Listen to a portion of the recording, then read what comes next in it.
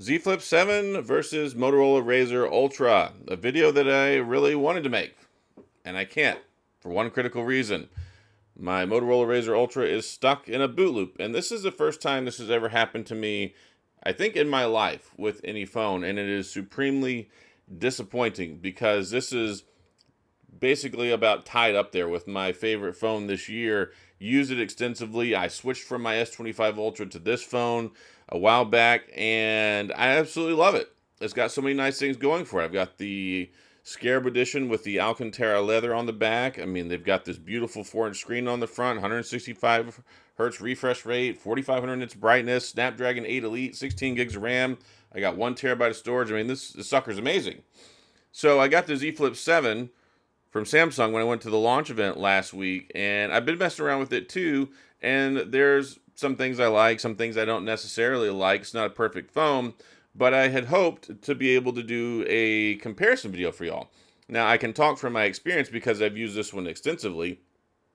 I think it's a better phone, but there's always been one big critical issue that folks have about Motorola, and that is the software. I've never had a Samsung phone go into a infinite boot loop, and like I said, I've tried to go into the bootloader settings, I've tried hard resetting it, I've tried all sorts of things. I'm gonna have to work with Motorola or try and find a fix online for this, but I'm afraid I'm gonna have to get it swapped out, and it's going to probably seriously delay a real review between these two phones. But at face value, when you take a look at them, they're nice. I love the whole flip phone thing. I've been covering flip phones ever since the original Z Flip, and yeah, this was going to be a good one. Like, it was going to be a real good video because this is the best of the best in the flip phone world that we have, especially here in the US. Both of the major upgrades. I mean, this is the first time we got an Ultra here in the US.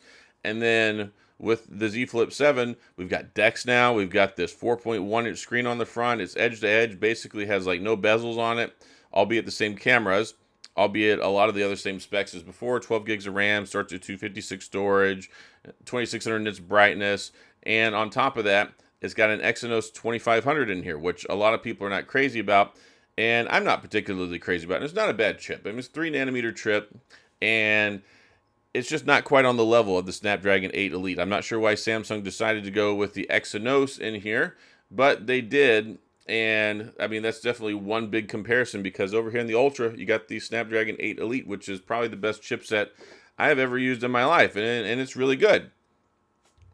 But that resounding criticism, software. So Samsung has the leg up on software, right? They give you 7 years. 7 years of support. That's operating system updates and security patches. You get monthly updates. And I think people probably hold the software experience in high esteem when it comes to Samsung. Also running One UI 8, which is their version of Android 16. However, it has some drawbacks when it comes to the software because my biggest criticism about the Z Flip phones is you have to go through so many steps just to be able to use apps on the front screen. And you still have that limitation here. And people were asking me about it, wanted me to cover it in my video. You have to go into the settings, into the S Labs, and then you can add stuff on there. And then at least they do have a built-in option to send you over to Good Lock, so that way you can add more. So it's more simple than ever. But still, it's not something most people natively think about. I mean, there are so many people walking around with Z Flip phones that never get to experience putting apps on the front screen because they just are not aware. And I don't know why everybody harps on this, like, oh, Good Lock fixes everything. Why are you complaining? Good Lock is the answer. Good Lock is the answer. But most people don't know when they buy one of these phones that you need to get Good Lock, where to get Good Lock, what it is, how to set everything up. It's just not there on the front screen. And, well, over here on the RAZR Ultra, we've got that amazing front screen experience if you can get there. And this is not one of those things where I'm like, okay, this is a warning, stay away from this phone. This has been an amazing phone. And had I bought this phone and not been given it by Motorola as a review unit, then I could use the warranty to get it fixed. So I still have a lot of faith in Motorola, and I have faith that this won't be an issue for other people. And if it is, of course, use your warranty repair process and get it switched out. No big deal. But for me, I'm going to have to get them to send me another one so I can continue making content on it because I didn't buy this. So therefore, I can't use the warranty to get it repaired. But you can use apps natively on the front screen on this phone. And I have been really in love with the software experience on here because it's basically very stock Android. albeit it's not Android 16. You got Android 15 on here, but very, very stock experience. And it's one of those things where you really can easily put apps on the front screen, and it's a nice experience. You get a brighter screen, higher refresh rate, and it just looks beautiful. And they really pioneered this whole full screen experience wrapped around the cameras, which Samsung has now copied over here with the Z Flip 7. So that's kind of the thing, though, because you only get like 4 years of updates with the RAZR Ultra. I believe it's 3 years of operating system updates, 4 years security patches. You can correct me in the comments. I'll look at this later. It's either 3 and 4 or 4 and 5, but I'm fairly certain it's 3 years operating system and 4 years of software security patches, and they're bi-monthly. You get a patch every other month if you get it on time. And then when it comes to the upgrades, I wish they would take them more seriously because, well, we didn't finally get Android 15 with the RAZR 2024 phones until these phones came out.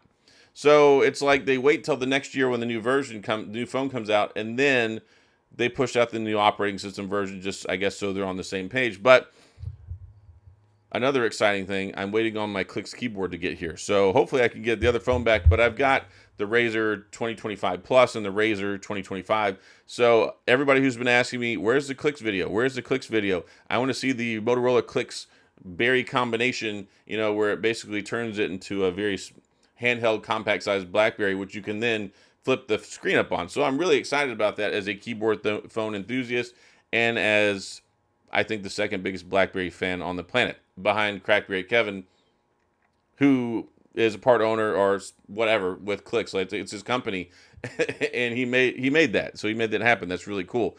And yeah, that's kind of where I'm at right now. So I've been testing this one out I've had about a week. And I don't have any problems with the Exynos 2500. It seems to be okay so far. I haven't experienced any heat issues. It's got a bigger battery than ever, 4,300 milliamp. I think that's fine. I remember the dark ages. I think we have, like 2,900 milliamps way back in the day with the Z Flip 5G.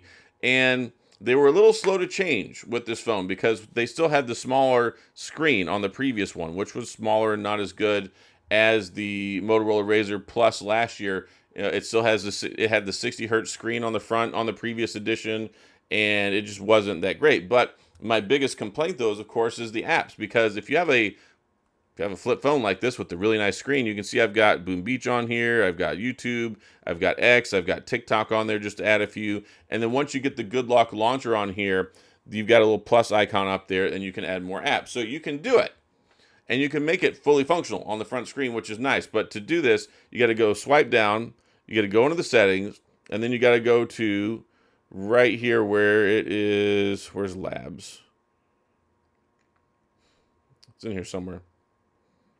There we go. Advanced features. You got to go to advanced features, and then you got to tap on the top next to top one, which is Labs, and then you go down to apps allowed on cover screen. So natively, there are no apps on the front screen, only widgets. You can't use apps there. In here, you can turn on Google Maps, Messages, or YouTube. That is it. And then through Good Lock, you can get Multi-Star. And if you haven't already downloaded, there's a little button here that says go ahead and get it. So that way you can follow the process and put apps on the front. So it ends up, in the end, working just fine. And One UI 8 is really nice on here. Android 16, I have no problems with it. Got a big 6.9-inch screen. That's one of the upgrades here. We have a bigger interior screen by 0.2 inches. It was 6.7 last year. Still 12 gigs of RAM. Still 256 on the storage side. And then they upgraded and gave us a much, much bigger, more complete 4-inch screen on the front, which, of course, is nice because you can use Gemini Live on the front, so you can do your cool AI stuff, and you can do the fan favorite stuff like taking pictures of the front. You've got the app support, you've got the Samsung widgets built in and things like that, IP48 dust and water protection, and it's a nice phone. It's well built. I like the flat sides on it. It is a little more boxy. I think that the RAZR is much more sexy. It's a little bit more rounded. I think the ergonomics are better, and then you've got the cool things on the back, like they have the wooden version. They've got the Alcantara leather with the Scarab edition. They had a couple other ones, and I really like that combination and the collaboration that Motorola has with the Pantone folks to do things like that. So the Z Flip, it feels, I don't know, it feels a little bit less fancy, and you can see this frosted appearance on the back. Of course, it's got wireless charging, 25-watt wired charging, and then you've got the built-in fingerprint scanner into the power button. You've got the same selfie camera as last year, the same 2 cameras as last year, and I haven't really gone out and take a whole lot of pictures yet. it's one of those things where I am curious to see how they turn out, and I'll put the camera samples in my full review here about another week after I have more time with it. I just got the adaptive battery kicked in, 4,300 milliamp battery. It's, I believe, 300 milliamps better than last year. So a slight uptick there. And as far as day-to-day performance, you're going to be fine. I mean, it's over a 3 gigahertz chip, but it is not on the same level as the 8 Elite processor. And that's the big whiff here for me. Like, there's no Snapdragon 8 Elite. We're probably not going to have as refined camera samples as last year because it doesn't have that refined ISP with the optimization that we had from the Snapdragon 8 Generation 3, which was a very good chip last year. The Exynos 2500 is a 3 nanometer chip, very much on par with the Snapdragon 8 Generation 3. So you're not missing out. You're still going to have a great chip, still going to have a great experience. But then we got the price increase, right? So they bumped it up to $10.99, and then my glitching RAZR Ultra is at $12.99. So I think the RAZR Ultra is a better phone, almost across the board in almost every category, other than the software and the update support stuff, right? And no DeX. Now, Motorola has some of their own software stuff that's cool and neat to use on there, but we've been waiting forever and ever and ever to get DeX on the Z Flip, and I was like complaining and venting and raising my angry fist and shaking at Samsung for years. Where's DeX? Where's DeX? Where's DeX? Finally, on the 7th iteration, we get DeX, right? So if you like the Z Flip phones, this is going to be a good phone. And if you want the latest and greatest, then probably, yeah, go ahead and buy this one, unless you get a good deal on last year's Snapdragon, the Z Flip 6. But you're not going to have DeX, so that's going to be one of the big things. You're not going to have the fully immersive wrapped around screen on the front, and just a couple other small things. But overall, I mean, it feels polished, it feels refined, it feels nice. It is very, very slippery. I'm waiting for my case to show up, which I'm excited to get. I'm getting a thin-born case, so I'm using that. I've been using it on my S25 Edge, and I love it, super, super thin. So I'll have the thin-born case for my Fold and for my Flip. I definitely recommend putting a case on it because this is like a slippery bar of soap. It doesn't have that nice textured feel on the back that you get with the Ultra over by RAZR, because this is what you get.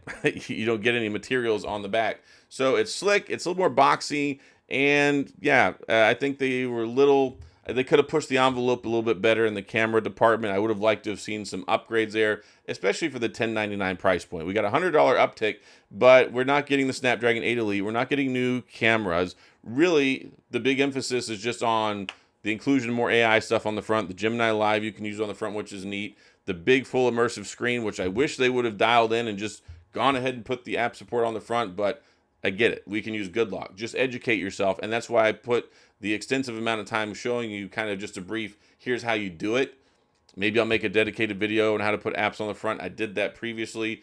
Hopefully you'll find that helpful, but I don't think a lot of people are looking for that because they don't realize that you can do it. It's just not a question people ask. So I would like to have seen that. But overall, hopefully I can do a more in-depth comparison and talk about these phones later on as soon as I can get a new RAZR Ultra inside my hands. But it really sucks because I had some really good photos on here. Like, I traveled around with it. I had it for a month. I took photos with it. I took some video samples with it. All my apps and everything installed on there. Like, I had that phone loaded out. I love the RAZR Ultra.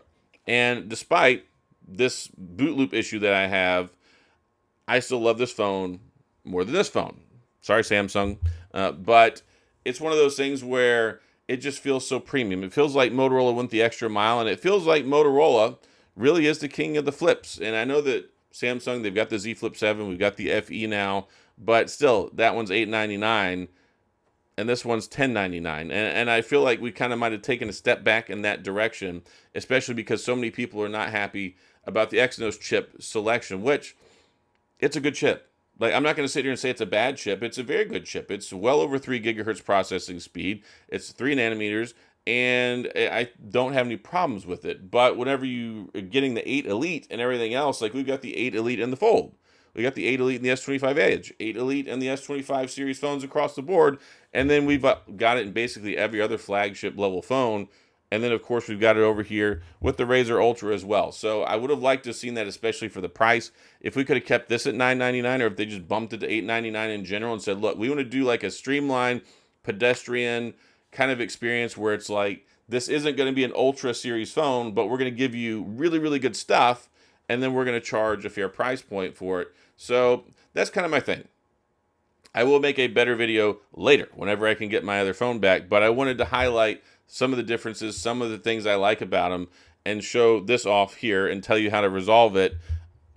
User warranty process. That's going to be an easy one. Just, you'll get a new one. No big deal, no harm, no foul. But software, Samsung's still king. Of course, they added Index, and then One UI 8, Android 16, 7 years of support, monthly security patches, and you get that really, really good reliability, top in its class. I mean, just right behind Google and that department whenever it comes to Android reliability updates and things like that, at least from my perspective. So, yep, that's kind of it. Thoughts and prayers over here for my RAZR Ultra. Hopefully I'll have a new one back in my pocket soon. But I wanted to highlight that because so many people like the Motorola phones, but then they worry about the software. And this is the first time where it's had a fatality, as the Mortal Kombat guys would say. It's, well, phone dead. I mean, it's really hot. It's just stuck here in a boot loop, and it no work. So that's all I got in this video. Hopefully this was helpful, kind of a comparison as much as I could do. I'm very well versed with the Ultra. I've made so many videos on it. Feel free to check my channel for it. I love that phone. I love that phone so much, and I loved it so much that I switched from my S25 Ultra, and it's been a great experience. And then I just come out here and get ready to film my video, and it's stuck in boot loop mode. It's just stuck in a loop. So that's all I got. If you have any questions, comments, gripes, concerns, complaints, all that stuff, please, of course, go to the comment section. I'll do my best to get back with you. If you enjoyed the video, please hit the like and the subscribe button and the little notification bell if you want updates when new videos come out. And as always, thanks for being here. I appreciate you watching, and I'll see you guys next time.